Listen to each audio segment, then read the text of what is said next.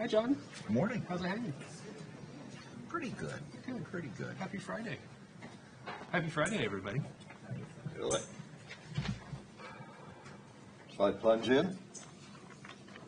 Plunge in, John. I think that we're maybe still rounding up people, but just because we have an abbreviated amount of time compared to yesterday, this panel is originally, Liz and Purvi asked me to see if I could put together a panel to have a discussion of the voluntary voting systems guidelines of VVSG. And I said, well, gee, why don't we discuss election standards in general? And to make it worse, why don't we also discuss certification? Because, you need to certify to these standards. So they were very enthusiastic about that, and we rounded up I think you'll find an excellent group of people to discuss these issues. John Wack, on the end down here, has been a voting researcher and developer since 2003. Before that, he worked on internet security. Besides developing requirements for the next VVSG, his current focus is on completion of a whole series of common data formats for election devices. Our next, and John is going to try in 10 minutes to give you an overview of the VVSG, the common data formats, and other federal standards for election systems and data. And it's been my real pleasure to have been working with John on this for quite a while. I remember that when I first came to verified voting in 2004, one of the initial things they asked me to do is comment on the VVSG 1.0 draft. And send in quite a lengthy diatribe about that. Our next speaker, Sindhu Ramachandran, works as a voting systems analyst with the Pennsylvania Department of State, where she manages the voting system and certification program. She joined the department just recently in April of 2017. But prior to that, she worked in private industry in several technical and leadership roles, particularly for healthcare payer organizations, designing, developing, and implementing. Finally, Joe Canary, we can't miss Joe because of yesterday's amazing announcement, has been causing excitement in elections since 2003. He's been a professor at several universities and helped start and run several technology companies in areas ranging from computer gaming to chip design. These days, he's a principal scientist at Galois and the principled CEO and chief scientist at Free and Fair. So I'm going to turn it over to John to lead us off. We're trying to keep things short so that we can have plenty of questions and interaction.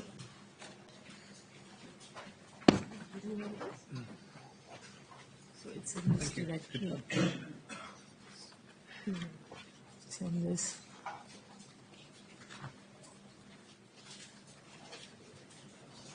I love hearing my name out loud pronounced correctly. You made it possible. Well, is that it?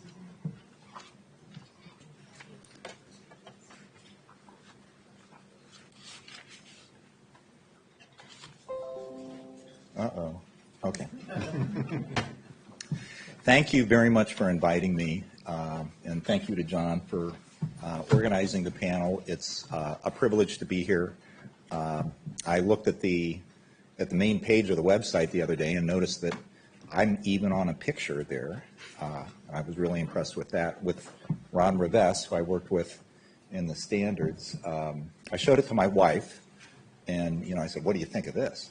She, said, I'm right next to Ron Rivest. He's the R of RSA.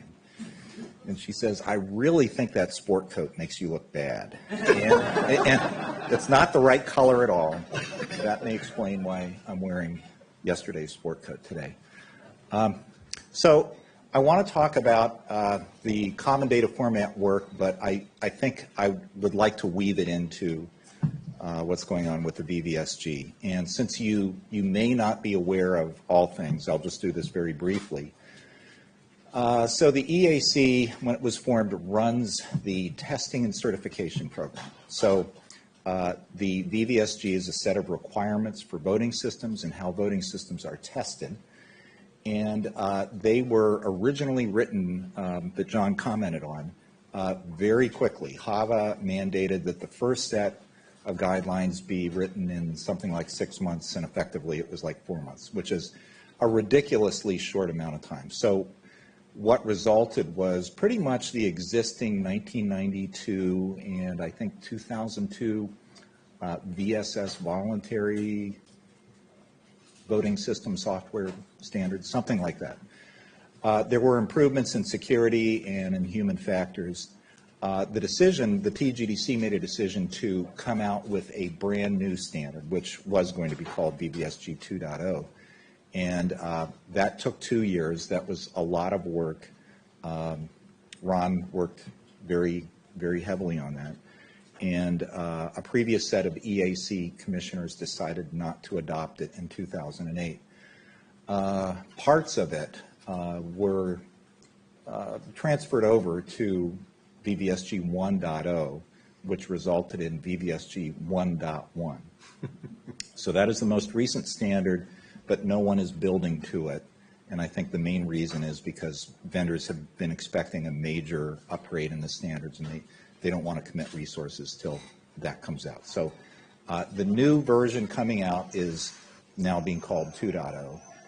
It consists of the principles and guidelines, which are out for public review. And the principles and guidelines are designed to be high-level requirements that just aren't going to change. Everybody can agree to them. They're what voting systems should do. And the idea is that since the VVSG have to be voted on by the commissioners, which can take a lengthy amount of time to get to, and as you know, there have been long periods where there haven't been a quorum of commissioners. The idea is separate the more detailed requirements from the VVSG, put them elsewhere, and have them vote on the principles and guidelines. So we can have updates to the requirements much more easily than if they are, set in the VVSG. Several people have asked me, okay, well, what's the process for voting on the requirements and reviewing those? And I don't think the EAC has announced that yet, so I really don't know the answer to that. But there should be, obviously, some process involved in that. And it looks as if there will be a TGDC meeting possibly in the June timeframe, and I think that will be probably, on the table there for discussion. The VVSG and the testing and certification program is set up to test an entire voting system, which is the basic set of devices to run an election. And, not all devices. Electronic poll books are out of scope. And when Eddie Perez talked yesterday, he talked about how, in his opinion, that has become very unwieldy, very cumbersome, and it's not something that's going to work when it comes to securing systems. So he would like some changes, and the EAC for a while and NIST have been thinking along those lines, and the common data formats, that project, well, it was considered a long time ago, actually, in the early 2000s for the first VVSG, but it's a big project and it takes a long time, and there just wasn't time to fit it in. So in the 2007 version that did not get approved by the TGDC, we used a word called integratability as opposed to interoperability. So it ought to be easy to integrate devices with each other. And one way of doing that is having a common data format and hardware interfaces that are, what's used in industry. And the ability to put COTS into the voting system. So that is happening now somewhat. And I don't really need to go too much into the slides other than to show you that we've got 5 specifications which are essentially done. They're waiting for some internal reviews, but those aren't a problem. Let's see if I can figure out how to move to, okay, status, what and why. Essentially, a common data format is simply a well thought out structure for election data so that you can transmit it from one device to another. And one of the reasons why it takes a long time is because if you want true interoperability, you want to do it well from the first get-go. The other thing is that you have to start thinking about the data itself. If one of the data elements is a ballot, well, what is the definition of a ballot? What are you going to decide that to be? Or a cast ballot, an indication that a ballot is cast. What does that really mean? So you have to go through this process of figuring all that out. And you eventually, after 10 years, get to the point where you have some specifications ready. So the status in a nutshell, most are done.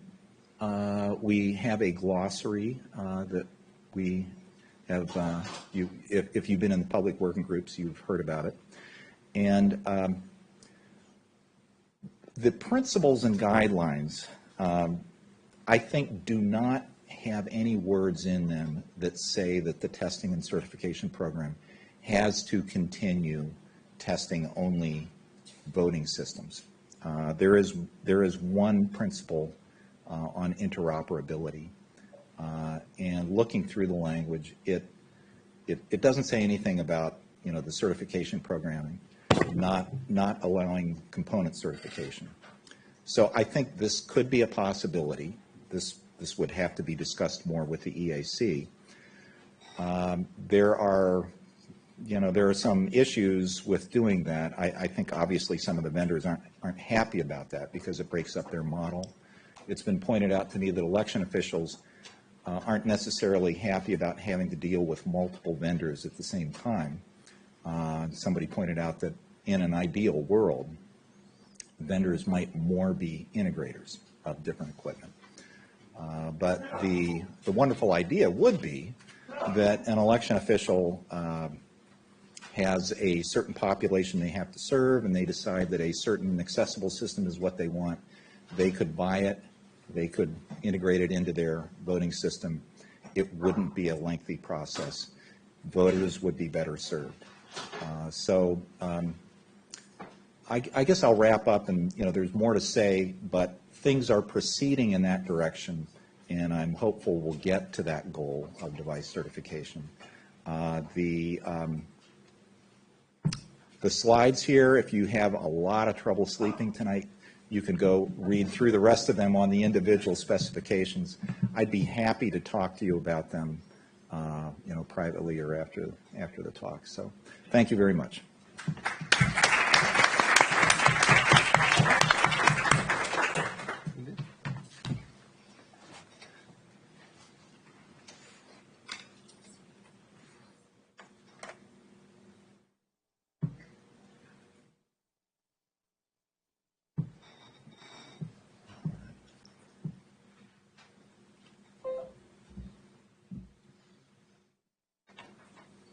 Okay, so thank you all for inviting me, and I'm here to talk about state-specific voting system testing and certification, and I'll be talking about Pennsylvania.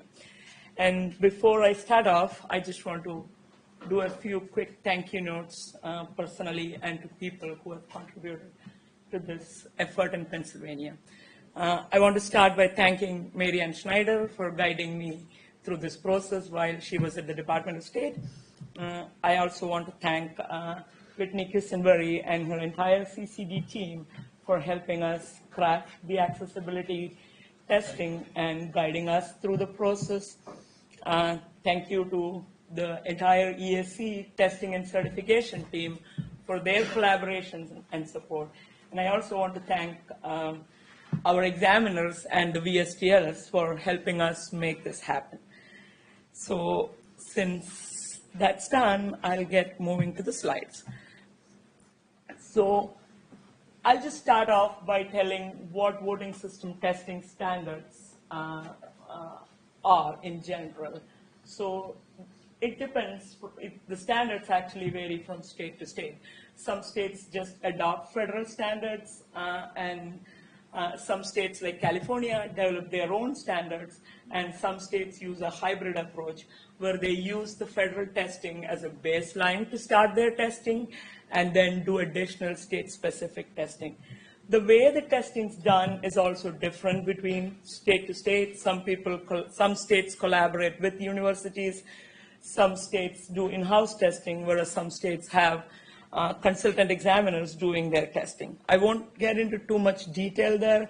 I just compiled a few good links where you can go and find. The first is an ESC link that provides a map and tells you about what each state follows, and the next is an NCSL research compilation.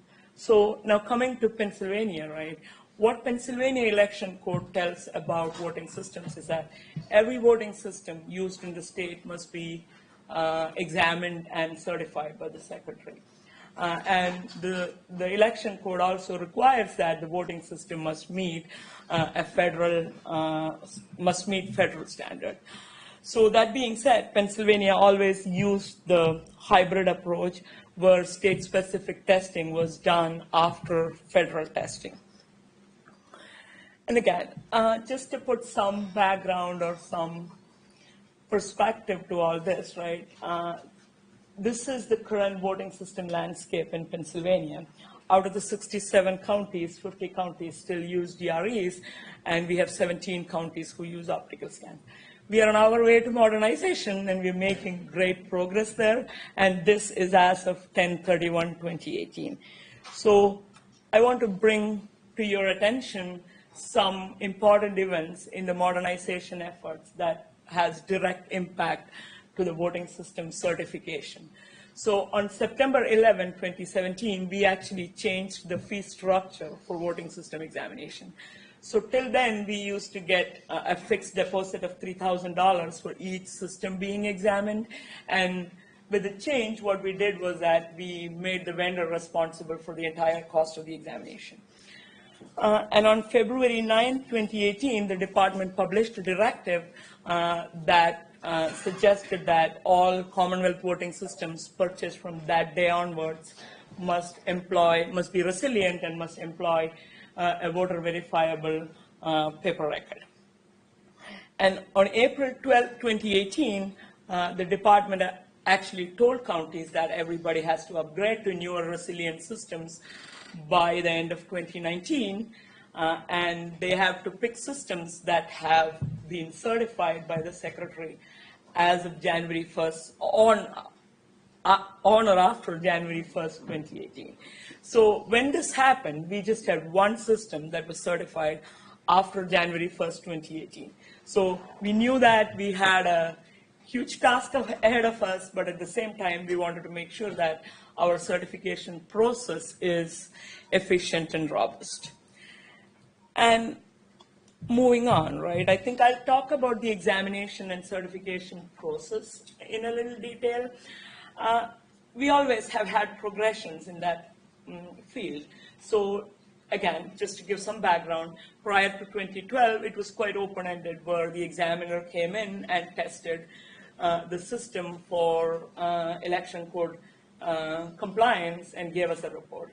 And between 2012 and 2015, there was some effort to make it more structured, where the department actually requested the examiner that they should provide test suites before the examination, and we reviewed the test suites, and they were all published on the website for public viewing before the examination. And then between 2015 and 2017, when everybody realized the need for additional security and accessibility testing, we tried to incorporate some open-ended accessibility and security testing. It was really open-ended and differed between systems. So sometimes we would just do a source code review. Sometimes we would have some in-house expert review the system, or sometimes we would even collaborate with other states who has done accessibility testing and security testing and work with them to get their insights. So moving on, let's see what happens today, right? So again, this is my way of putting parts to the examination. So I'll tell that today's certification examination in Pennsylvania has 3 sections. One is the functional examination, and then the next is the security testing, and then the next is the accessibility examination. So I'll go into brief detail to each of these. And functional examination changes, right? So no discussion about Pennsylvania voting systems is complete without discussing about the straight party method. That's quite unique. And the history was that, like, most often systems would be brought in for certification and they would fail on that election code requirement. We wanted to avoid that from happening, especially because we wanted to have systems certified as quickly as possible.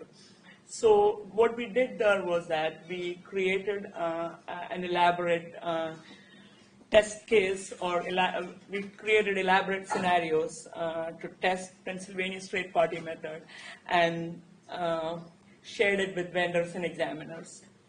We also reached out to ESE, and with their help and support, we sent the directive out to the voting system test lab so that they can incorporate the testing as part of their federal testing, so that we won't have the problem of systems failing once they come for Pennsylvania state examination. And we also did some additional standardization. We made the testing more elaborate. We picked specific contests and ballots from previous election years that's of importance to us. We created elaborate voting variations to make sure that every ballot position is tested, every write-in position is tested. And we also started doing a limited source code review prior to the functional examination to make sure that the examiner can test for any specific items as part of the functional examination. Moving on, let's talk about the security and accessibility testing, right? Before we walk into the testing, we wanted to make sure that we have a guidance as to what we should test for, or in other words, we can say standard.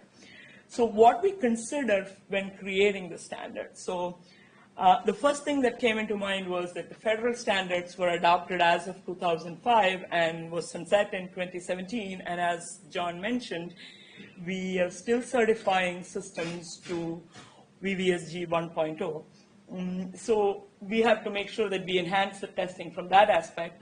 And we also wanted to make sure that VVSG is considered a technical standard, so it is focused on the qualities of the system rather than the system in use. But from a state perspective, the system in use and the processes around it is absolutely of utmost importance.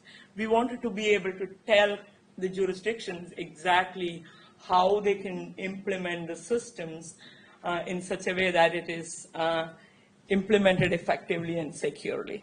So that's about what we should have in the standard. And I think I just want to take a minute to talk about some of the attributes that we thought about standards, right?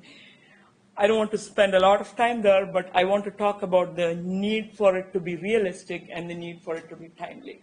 So we wanted it to be realistic because we wanted to be able to certify systems, and we know that only a finite number of systems go through the federal certification.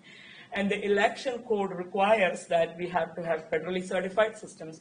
So we wanted to make sure that we come up with a realistic standard that can be, that would allow us to pick systems from the pool of federally certified systems and certify in the state. And we also wanted to make sure that we have the standards created timely so that we can use it for the examinations immediately. I'm going to go a little bit fast. because I think I just have 2 minutes. So I'll go into a little bit detail about the security testing. The security testing actually was divided into 2 separate sections. One is a conformance testing and one is a penetration testing. And the conformance testing has requirements listed that can be categorized into these 6 sections. And I want to talk about the penetration testing a little. There, we had to be a little bit practical when we created the standard. We didn't want to end up in a situation where we had systems being tested forever and never came out of testing. So we put some parameters around it. We put some fixed duration, and we also identified some deliverables while the system goes through it so that we can track it. Moving on to the accessibility testing, there too, the philosophy was the same. We wanted to make sure that we understand the usability of the system for voters with disabilities. And we also wanted to make sure that we get the guidance on ways to use the system more effectively in polling places.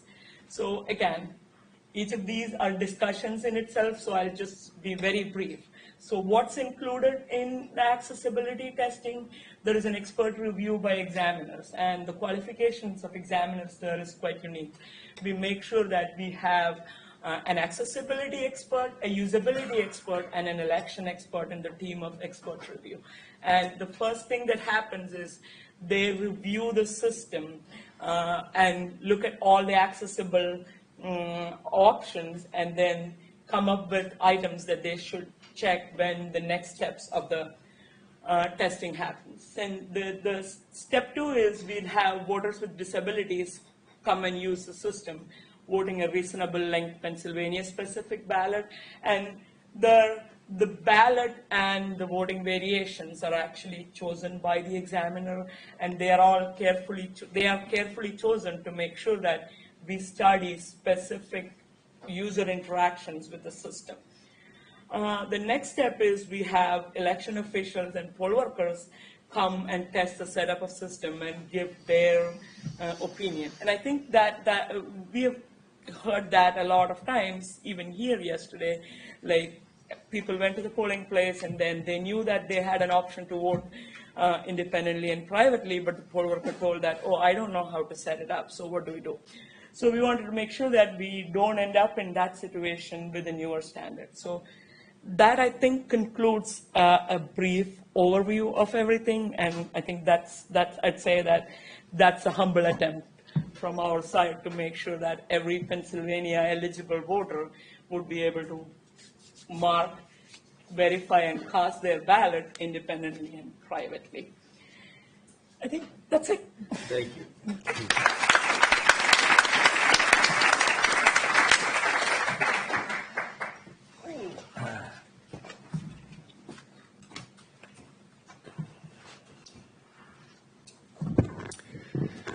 Hello, everybody.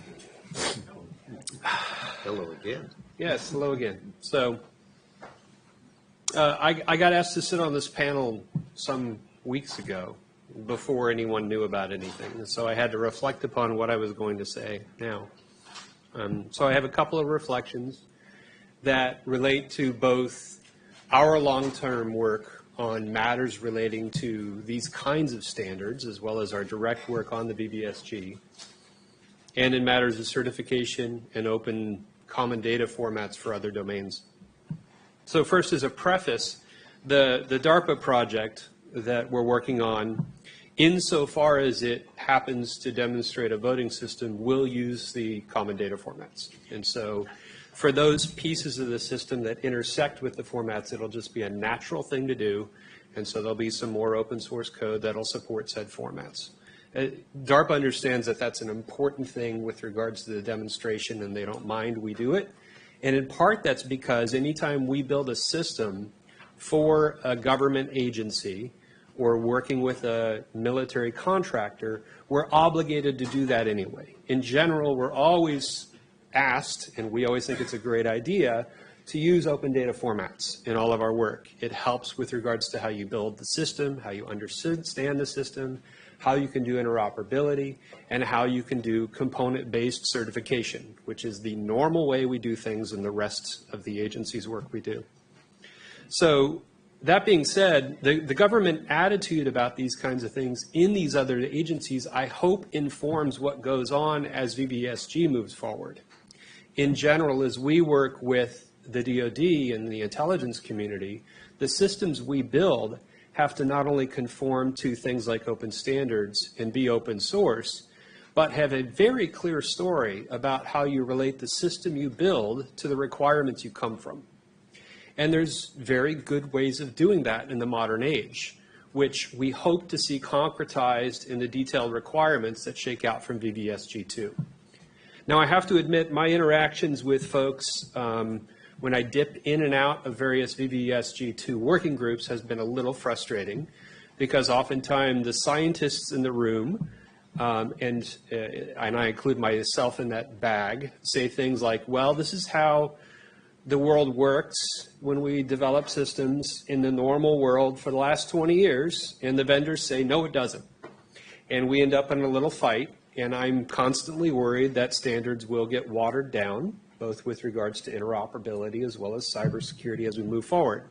So my hope is, despite the fact that some of us may be a little bit demoralized by the herky-jerky nature of VVSG2 and the fact that we didn't have commissioners for a while, we'll get reinvigorated to be involved and to fight the good fight and to make decisions based upon evidence.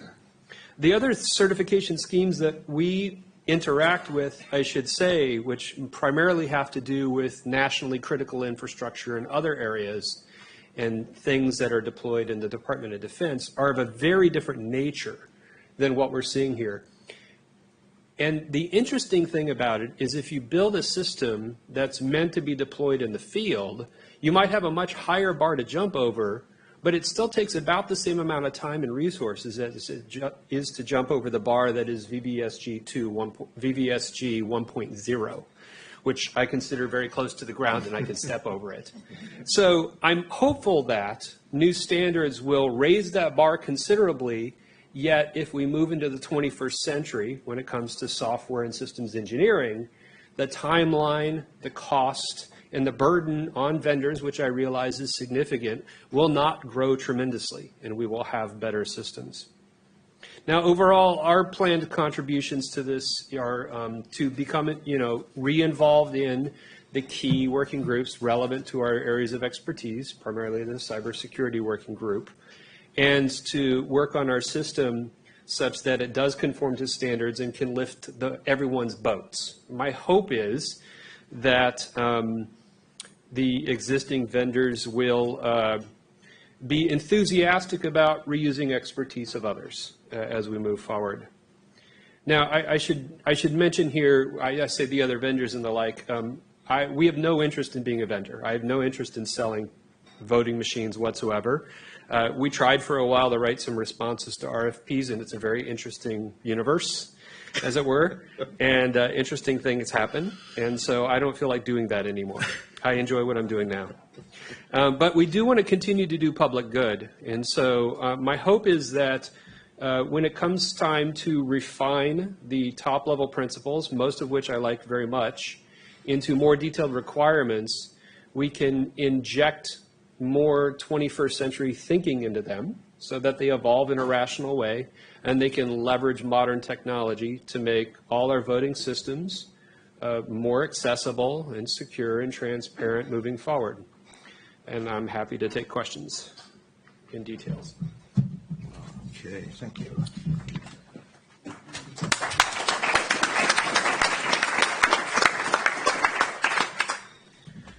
So before I open this up generally, I'd like to just pose a couple of questions for the panelists, myself.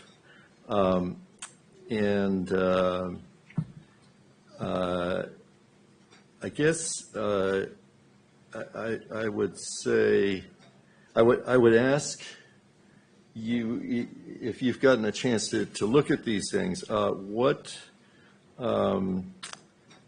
parts of the VVSG seem to be controversial, and what can we do to encourage, as Joe has put it, sort of moving towards more modern ways of doing specification and certification. And maybe start with John. Let's see, that's going to be tough to, part two of your question is a little tougher, but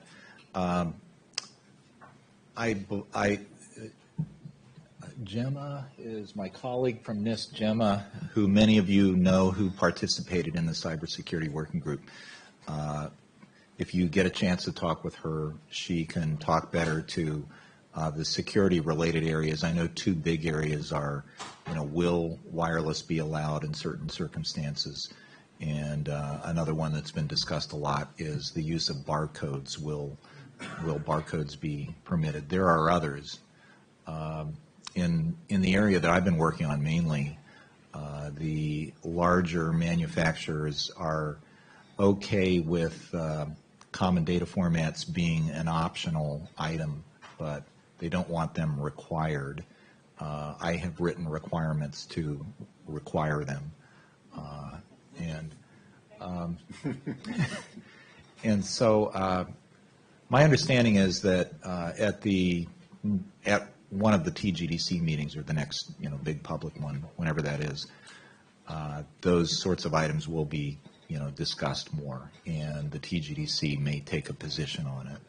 And so the other part of your question, which is how can things evolve better to Joe's liking, but also to in my opinion, to work more efficiently, to allow more vendors into the marketplace, to go after component certification, to make things more nimble, to be able to respond to issues more quickly.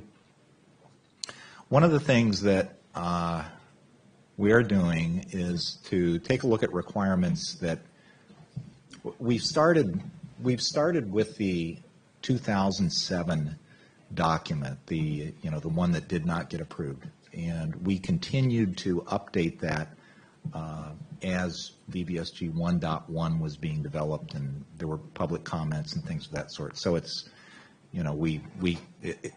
everything in it, I think, is pretty reasonable. But I do think it's overspecified. It was written at a time where people wanted to put a lot more into the standard than needed to be. And in a number of areas, I recently had a meeting with a working group talking about electromagnetic compatibility requirements, the amount of interference that voting devices should be able to withstand or emit. And we came to the agreement that it doesn't make sense to specify all these requirements in the VVSG. Let's see what we can do about pointing elsewhere. And I think that's a good philosophy overall throughout the standard. If we can point someplace else, that's a good idea. Especially in the security area, but I know in other areas, requirements have to be living. You can't put requirements for penetration testing or for internet security in a document and still have it be nimble. You may have to respond to something fairly quickly. So that we can point to other guidance in those areas, I think would help things considerably. Thank you. Let me just ask Sindhu and Joe, if there was one change you could make to the certification process, what might it be? I think I'd like to see systems getting certified quicker, probably at least upgrades, like from an operating system perspective, or operating system upgrades or anything like that should be going quicker than what we have right now. I think the one change I would make is that EAC reports and state reports of certification of systems would include the evidence, not just the report, but the actual test cases that were used and the like. I would bet close to less than one handful of people in this room have ever seen a single piece of test code for a voting system. So it's all probably quite marvelous. You probably wonder what it really looks like. And I can promise you it is quite marvelous in a strangely frightening fashion. And with that, Evidence. let me open up things, and back in the back with Eddie. Chair. Yeah, let's get this on tape.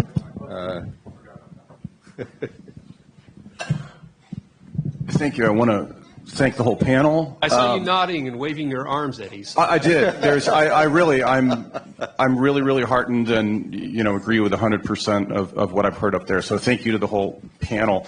I want to tee off of comment, your question, John, and your answer, Joe, but my question is to the whole panel. We've talked about the standards themselves. You started alluding to different things in the testing process itself. Based on what each of you knows about how the accredited third-party voting system test laboratories operate today, my question is, what are your thoughts? What, if anything, would you like to see changed in terms of their capabilities or the transparency there, which you've alluded to? And the follow-on question is, and do you think it is adequate or not, if the standards are indeed raised in the way that you're hopeful for, will the higher standards in and of themselves drive the kind of testing that we want? Or as I said, what thoughts, if any, do you have about their actual capabilities and how they might need to change? Thanks. Who would like to go first on that? domain expertise. So one of my jobs is to inspect the labs periodically to see if they meet certain standards for testing, laboratory assessment program. It's not so much how well are they testing voting systems, but are they set up properly to test? But of course, past performance comes into play. There are 2 labs right now. It would be nice if there were more. So that's one thing. People have brought up for quite a while that that some people would prefer that the EAC or some governing body select the lab for a particular test campaign as opposed to the manufacturer.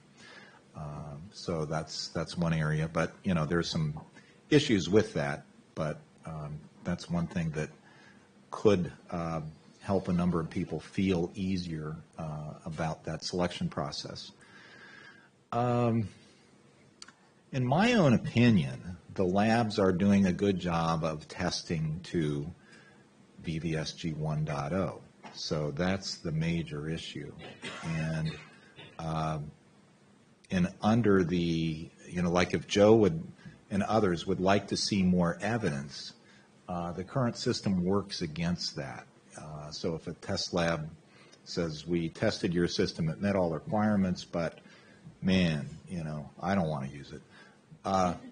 They can't say that because, they're not going to get any business, but even more so, it's just tough to do that, working with other industries where they're your customers and you're also issuing opinions. So a different process where people were more free to offer that sort of opinion would, I think, improve things a good deal. I think I echo a lot of items that John mentioned, and I also feel that it would help states a lot if there was a possibility for the labs to share their test cases and exactly what was tested, because in many situations, we actually have opportunities to rely on the state-specific testing, and we don't want to repeat any testing that's being done, right? So if we had more insight into what the specific test cases are and how it was tested and how the lab came to the conclusion that it met the requirements, that would actually help state testing a lot. Sindhu, let me ask a follow-up question. I think last night when we were having a private discussion, did you not say that Pennsylvania's test cases and evidence are all public information? Is that correct? So the test cases, the test report actually is public, and that actually specifies what was tested.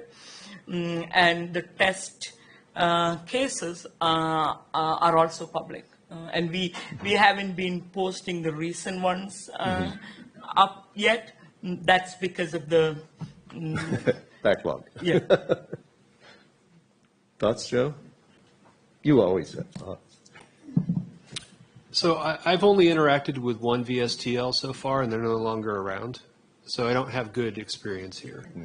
I probed them around what kinds of systems they understood and were good at testing, which I think is wholly driven by lazily learning what they're forced to learn by virtue of what's being certified. And unfortunately, it was very reflective of like 80s and 90s technology, because I would ask questions like, do any vendors use X, Y, or Z? Do you have expertise in these things? And they would always say, no, but we're very interested in that if there's a business case. So on the one hand, I think if there's a business case, they'll do it. But that means that whomever uses new technologies will be the guinea pig and will probably pay the burden of that, because it's not clear to me that they will invest their own internal, either internal R&D or professional development to make sure their people can understand the system that's being certified. So that's a concern I hold, especially given some of the corner requirements in VVSG moving forward. Could I just respond quickly? I think it's better today.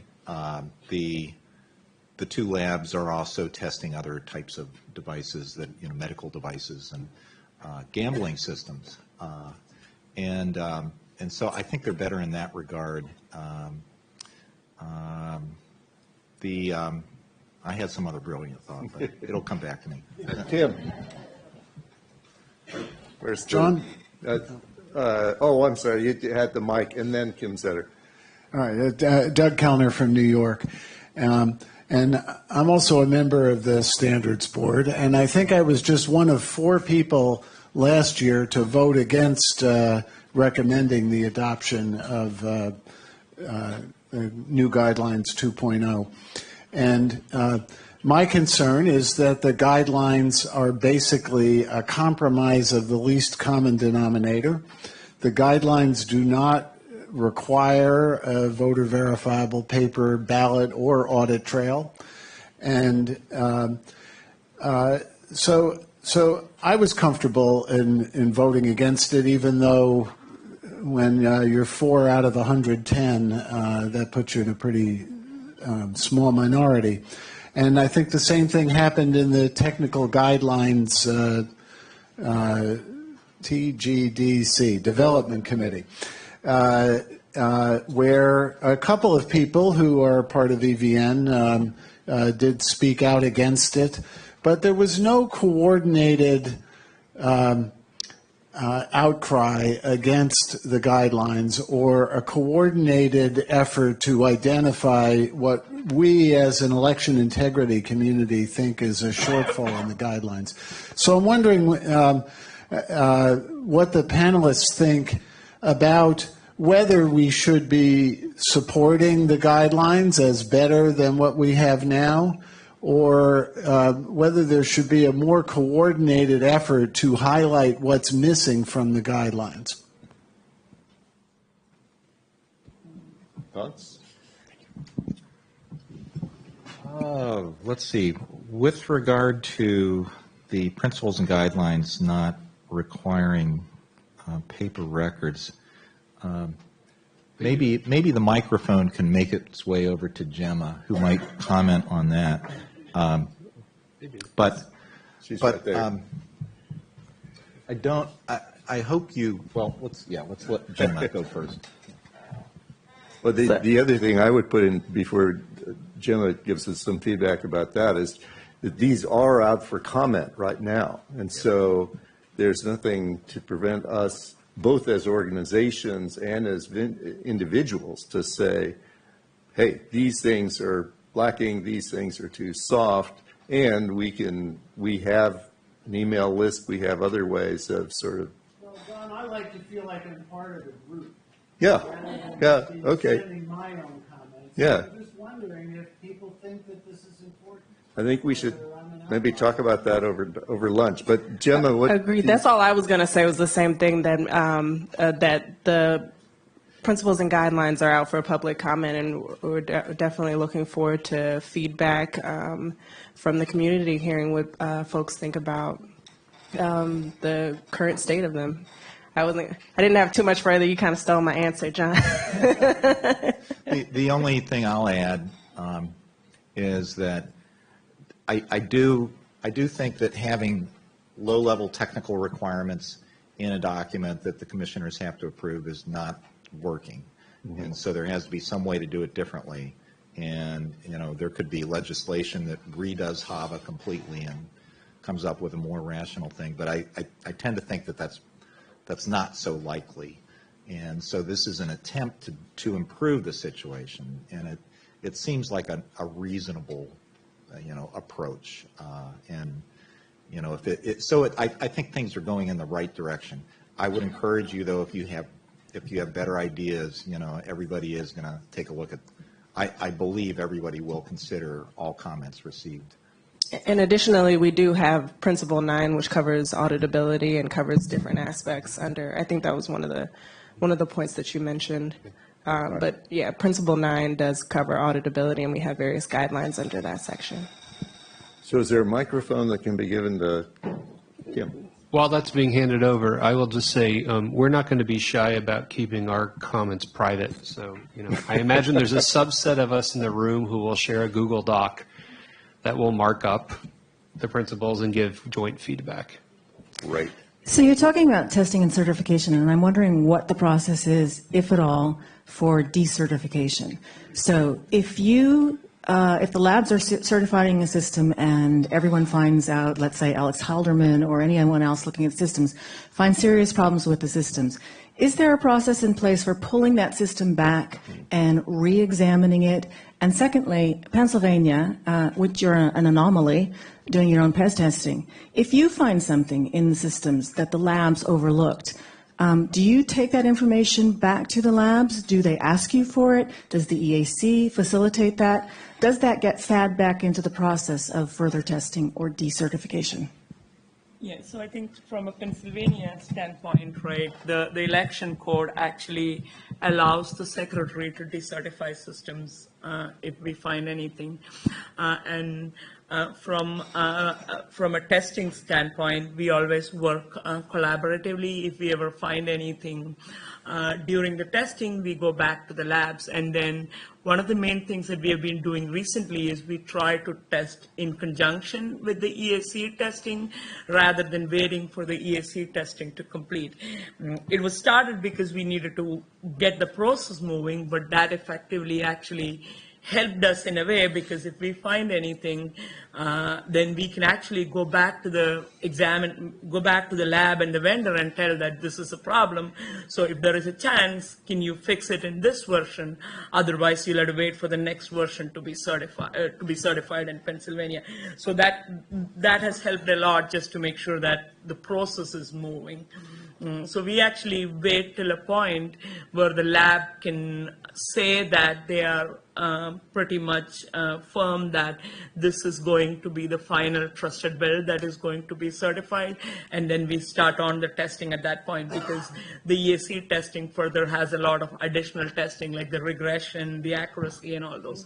So that way, I think we can do that, and we have been doing that. And the vendors have been actually pretty much responsive to many of the comments from the examinations. We've got a 5-minute warning, so I'm going to. Oh, I'm sorry.